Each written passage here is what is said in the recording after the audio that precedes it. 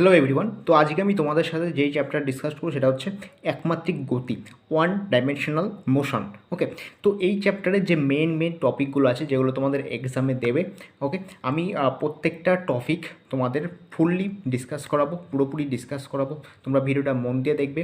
ওকে, তো তোমাদের কাছে একটাই রিকোয়েস্ট করবো, তোমরা বন্ধুদের সাথে বেশি করে শেয়ার করো। ওকে, আর এর জন্য অনেক অনেক হার্ডওয়ার্ক করতে হয়, অনেক পরিশ্রম করতে হয় একটা ভিডিও বানানোর জন্য। তো অবশ্যই বন্ধুদের সাথে ভিডিওটা শেয়ার করে দিও। ওকে, তো দেখো একমাত্রিক গতি বলতে আমরা কি বুঝি। প্রথমত দেখো গতি কি। গতি যখন কি বুঝতেই পারছো নাম শুনে যে গতি যখন কোনো বস্তু চলছে, তাই না? যখন কোনো বস্তু চলছে তখন তাকে কী বলা হবে? গতি। তো গতি তিন প্রকার হয়। কী কী? একমাত্রিক গতি, সেকেন্ড দ্বিমাত্রিক গতি, থার্ড ত্রিমাত্রিক গতি। তো একমাত্রিক গতি কি? যখন ওয়ান ডাইমেনশনাল মোশন বলা হয় একমাত্রিক গতিকে, তার মানে কি একটা মানে একটা দিক বরাবর চলছে। ওকে, একটা দিক বরাবর, তার মানে কি যখন মনে করো তুমি সাইকেলিং করছো, সাইকেলিং যখন একটা নির্দিষ্ট দিক বরাবর হবে তখন তাকে কী বলা হবে? একমাত্রিক গতি বলা হবে। ওকে, মনে করো তুমি রাস্তাতে হেঁটে চলেছো, একটা সোজা রাস্তা বরাবর হেঁটে চলেছো, তখন কী হবে? একমাত্রিক গতি হবে। এবার দেখো দ্বিমাত্রিক গতি। দ্বিমাত্রিক গতি কি? যখন টু ডাইমেনশন, মানে কি মনে করো কোনো টু ডাইমেনশন মানে কি দুটি মাত্রা। ওকে, তো এখানে আমি বলছি যে দ্বিমাত্রিক গতি কি? দেখো যখন ধরো মনে করো তুমি কোনো বৃত্তীয় পথ বরাবর পরিক্রমণ করছো। ওকে, মনে করো তুমি কোনো বৃত্তাকার পথে ঘুরছো, যেমন মনে করো সূর্যের চারিদিকে যখন পৃথিবী ঘুরছে বা পৃথিবীর চারিদিকে যখন চাঁদ ঘুরছে, তখন কি? তখন তৈরি হচ্ছে যে দ্বিমাত্রিক গতি বা টু ডাইমেনশনাল মোশন। এবার আসছে দেখো ত্রিমাত্রিক গতি। তো ত্রিমাত্রিক গতি কি? ত্রিমাত্রিক গতি যখন কি তিনটে দিক বরাবর, মানে নির্দিষ্ট কোনো দিক নেই যে এরকম একমাত্রিক একটা দিকে যাচ্ছে বা দুটো দিকে যাচ্ছে, কোনো তিনটে দিক বরাবর। তার মানে কি? আমি তোমাদের এক্সাম্পল দিয়ে পরে আমি দেখাচ্ছি যে ত্রিমাত্রিক গতি কীভাবে হয়। ওকে, এবার দেখো, এবার আসছে যে একমাত্রিক গতি।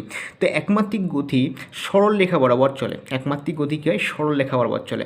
যখন কোনো বস্তু জাস্ট সরল রেখা বরাবর পরিক্রমণ করছে, সরল রেখা বরাবর চলছে, তখন কী হবে? একমাত্রিক গতি। ওকে, বোঝা গেল? এবার দেখো, এবার আসছে কি দ্বিমাত্রিক গতি আর হচ্ছে ত্রিমাত্রিক গতি। তো দ্বিমাত্রিক গতি হচ্ছে যখন কোনো বৃত্তীয় গতি।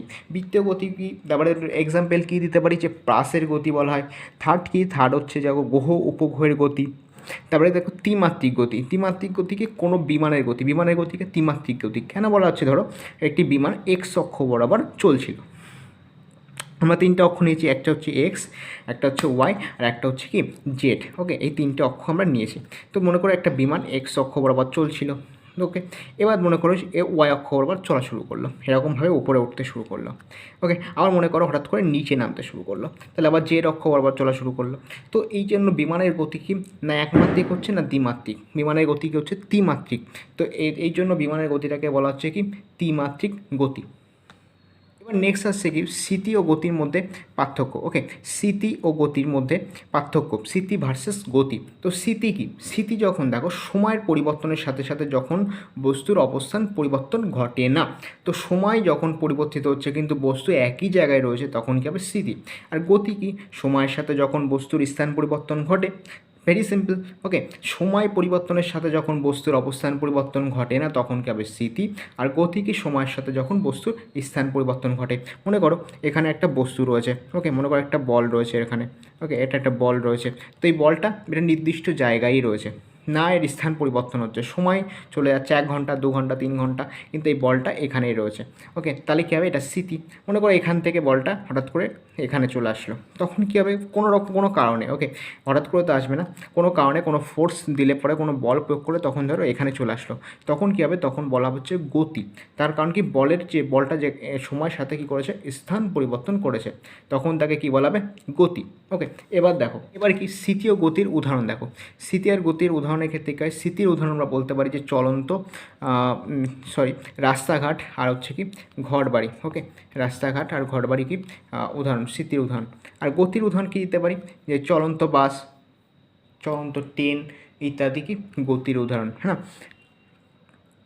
এবার দেখো, তোমরা এগুলো জানো। নির্দেশতন্ত্র, নির্দেশতন্ত্র বলতে কী বোঝায়? নির্দেশতন্ত্র মানে রেফারেন্স। ধরো একটা সিম্পল এক্সাম্পল দিচ্ছি, যে ধরো তোমাকে কিছু প্রোডাক্ট ডেলিভার করতে আসবে, ওকে, ফ্লিপকার্ট হোক, অ্যামাজন হোক, যেখান থেকে হোক ডেলিভার করতে আসবে। তো তুমি কী করো, কোনো একটা লোকেশান বলো, একটা নির্দিষ্ট লোকেশান বলো যেখানে এসে তোমাকে ডেলিভার করে যাবে, ঠিক না? তো এখানে কী হয়, নির্দেশতন্ত্র মানে কি, দু প্রকার নির্দেশতন্ত্র দেওয়া যায়, এক হচ্ছে সুবিধাজনক নির্দেশতন্ত্র, এক হচ্ছে কার্টেজীয় নির্দেশতন্ত্র। তো আমাদের যে দৈনন্দিন জীবন হয় সেখানে কিন্তু আমরা সুবিধাজনক নির্দেশতন্ত্র ব্যবহার করি। দেখো আমি সিম্পল করে দিচ্ছি, সুবিধাজনক নির্দেশতন্ত্র কি, মনে করো তুমি কোথাও রয়েছো, সেখানকার তুমি তোমার বন্ধুকে ফোন করে বললে যে আমি এখানে রয়েছি, তো একটা নির্দিষ্ট লোকেশন বলো যে এখানকার কাছাকাছি রয়েছে, এটার কাছাকাছি রয়েছে, এরকম একটা নির্দিষ্ট জায়গা বলে, তাই না? যেটা সুবিধা হয়, তোমার বন্ধুর খুঁজতে তোমাকে সুবিধা হয়, সেরকম একটা সঠিক জায়গা বলো। তো এটাই হচ্ছে কি সুবিধাজনক নির্দেশতন্ত্র। তো সুবিধাজনক নির্দেশতন্ত্র যদি আরেকটা এক্সাম্পল দিই, যেমন ধরো সূর্যের চারপাশে পৃথিবী ঘুরছে, এটা একটা সুবিধাজনক নির্দেশতন্ত্র, তাই না? এবার দেখো কার্টেজীয় নির্দেশতন্ত্র। কার্টেজীয় নির্দেশতন্ত্রের মধ্যে যে ভাগগুলো রয়েছে, যে দ্বিমাত্রিক, ত্রিমাত্রিক আর হচ্ছে একমাত্রিক, তাই তো? একমাত্রিক, দ্বিমাত্রিক, ত্রিমাত্রিক নির্দেশতন্ত্র। তো একমাত্রিক নির্দেশতন্ত্র খুবই সিম্পল। দেখো একমাত্রিক নির্দেশতন্ত্র কেমন হয় আমি আলাদাভাবে দেখাইনি এখানে।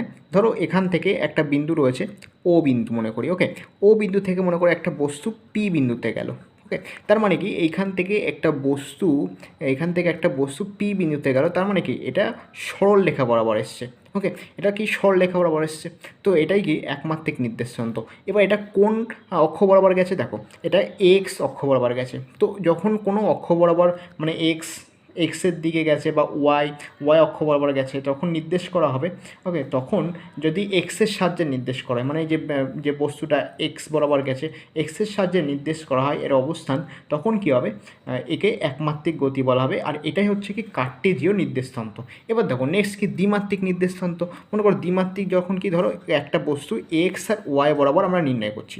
কেমনভাবে নির্ণয় করবো, মনে করো একজন ব্যক্তি, মনে করো তুমি 10 মিটার গেলে, কোন দিকে, মনে করো আমরা যদি এখান থেকে দেখে নিই দিক ইস্ট, ওকে, ওয়েস্ট, নর্থ, সাউথ, তাহলে আমি বললাম যে একজন ব্যক্তি, মনে করো তুমি 10 মিটার এক্স অক্ষ বরাবর গেলে, তার মানে কি পূর্ব দিকে গেলে, মনে করো 10 মিটার তুমি পূর্ব দিকে গেলে। এবার কি 10 মিটার তুমি কোথায় গেলে, নর্থের দিকে মানে উত্তর দিকে গেলে, ওকে, তাহলে কি হলো, এটা দেখো এটা কোন দিক বরাবর বোঝাচ্ছে, ওয়াই অক্ষ বরাবর, হ্যাঁ কি না, ওয়াই অক্ষ বরাবর। তাহলে এটা দেখো একবার এক্স বোঝাচ্ছে, একবার একটা ওয়াই ডিরেকশনে বোঝাচ্ছে। তাহলে এক্স আর ওয়াই ডিরেকশন দুটো দিক বরাবর বোঝানো হচ্ছে, ওকে। তাহলে দেখো এখানে এক্স আর ওয়াই বরাবর বোঝানো হচ্ছে, এর জন্য কী হবে, দ্বিমাত্রিক নির্দেশতন্ত্র বলা হবে একে, ওকে। দ্বিমাত্রিক মানে কি, যখন দুটো মাত্রার প্রকাশ করবে, যখন এক্স আর ওয়াই দুটো এই যে মাত্রার প্রকাশ করছে, তখন কি মানে এক্স অক্ষ দ্বারা আবার ওয়াই অক্ষ দুটো বোথ অক্ষ দ্বারাই, বোঝা গেল, এক্স এবং ওয়াই অক্ষ দিয়ে গঠিত নির্দেশতন্ত্রকে দ্বিমাত্রিক নির্দেশতন্ত্র বলা হয়, ওকে। মানে এক্স আর ওয়াই অক্ষ দিয়ে যদি কোনো বস্তুর দিক বা বস্তুর অবস্থান নির্ণয় করা হয়, তখন কী হবে, দ্বিমাত্রিক নির্দেশতন্ত্র। এবার দেখো ত্রিমাত্রিক নির্দেশতন্ত্র। ত্রিমাত্রিক নির্দেশতন্ত্র বলতে আমরা কী বুঝি?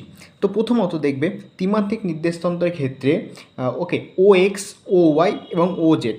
ও কি, ও একটি মূল বিন্দু, দেখো ও এক্স, ও ওয়াই এবং ও জেড, এই তিনটি অক্ষ দ্বারা সূচিত করা হয়েছে। মানে ধরো এই যে পি বিন্দুটাকে আমরা সূচিত করব, ওকে, পি বিন্দুটাকে আমরা সূচিত করব। তাহলে করতে গেলে কী হবে, এটি তিনটি সরলরেখা দিয়ে আমাদের প্রকাশ করতে হবে। যেমন দেখো ও এক্স, এখানে এই পর্যন্ত যদি দেখি ও এক্স, ওকে, এখানে যদি দেখো ও ওয়াই, ওকে, আবার এখান থেকে যদি দেখো এই যে ও জেড, ওকে। তো এখানে আমরা দেখতে পাচ্ছি যে তিনটি সরলরেখা দ্বারা আমাদের এটাকে সূচিত করতে হচ্ছে, ওকে, ঠিক আছে। তাহলে দেখো এই যে আর এর মান কী হবে, √x² + y² + z²। মনে রাখবে যে সিম্পল, ওকে, সিম্পল ব্যাপার কি, ও যখন কোনো বস্তুর অবস্থান নির্ণয় করবে, তখন কী হবে, তিনটি স্থানাঙ্ক এক্স, ওয়াই ও জেড, ওকে, তিনটি স্থানাঙ্ক আমাদের প্রয়োজন। মানে কি এক্স অক্ষ, ওয়াই অক্ষ, জেড অক্ষ, ওকে, এই তিনটি স্থানাঙ্ক দ্বারা সূচিত করা হবে। যখন কোনো বস্তুর অবস্থান এই তিনটি স্থানাঙ্ক দ্বারা সূচিত করা হবে, তখন কী হবে, ত্রিমাত্রিক নির্দেশতন্ত্র হবে, বোঝা গেল। যখন দুটি মানে এক্স আর ওয়াই দ্বারা সূচিত করা হবে, তখন কী হবে, দ্বিমাত্রিক নির্দেশতন্ত্র হবে।